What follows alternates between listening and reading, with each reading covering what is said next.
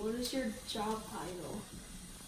I recently moved jobs, so I used to be a group scientist and now I am a group head in baby care, and I mostly focus on regulatory compliance. Where do you work? Procter & Gamble. How long have you worked in the field of chemistry?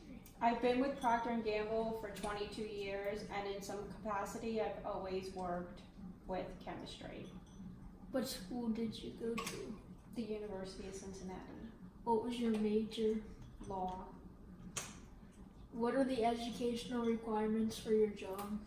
Most of the people I work with are required to have, at a minimum, a bachelor's degree, but most everybody on my team has a PhD in some science-related field. So it could be chemistry, biology, environmental science, toxicology, or chemical engineering. How do you use chemistry in your job?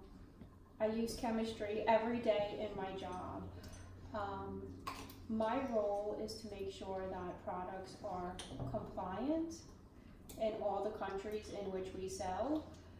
So I have to make sure that the chemicals are safe, and that when we put two chemicals together and we form a new chemical, that's also safe. And I also need to be sure that the chemicals that we're using can be used for their intended purpose. So as we formulate products, different chemicals do different things. So if you think about a cleaning product, we have things that are called surfactants, and those are cleaning agents.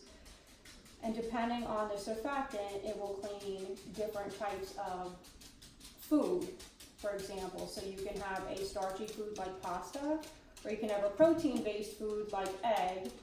And when we formulate products, we have to know what chemical goes into each product to target that specific food. Are you ever afraid to make a mistake? In my job, if I make a mistake, it usually means that the product's out of compliance. But I do feel very strongly in the fact that mistakes can often be learning lessons, and some of your biggest learning lessons can come from mistakes.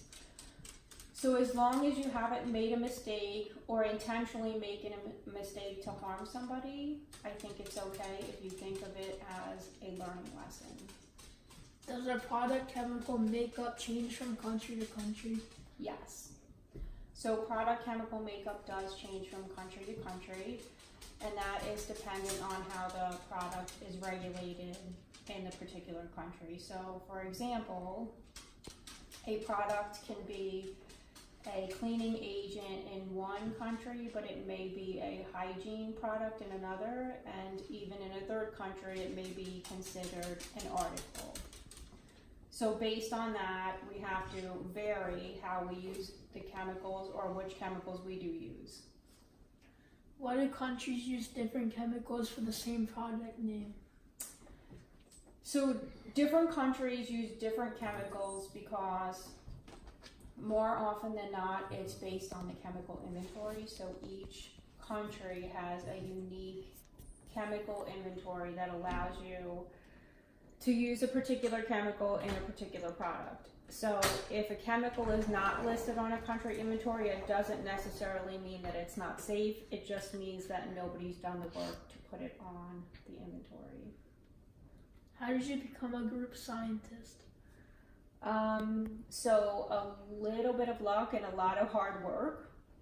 I started in pharmaceuticals, where there was obviously some chemistry involved when you are creating medicine, and then moved to fabric and home care, and that's where I really started getting into the chemistry of products. And then after fabric and home care, I moved to global development markets, where I really started focusing on chemical compliance in countries like Latin America or Asia or even the Middle East.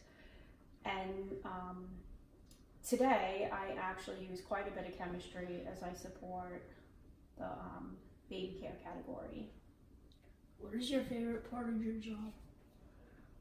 Oh, my favorite part of the job is when I see the products I work on present on store shelves. What is your favorite chemical and why?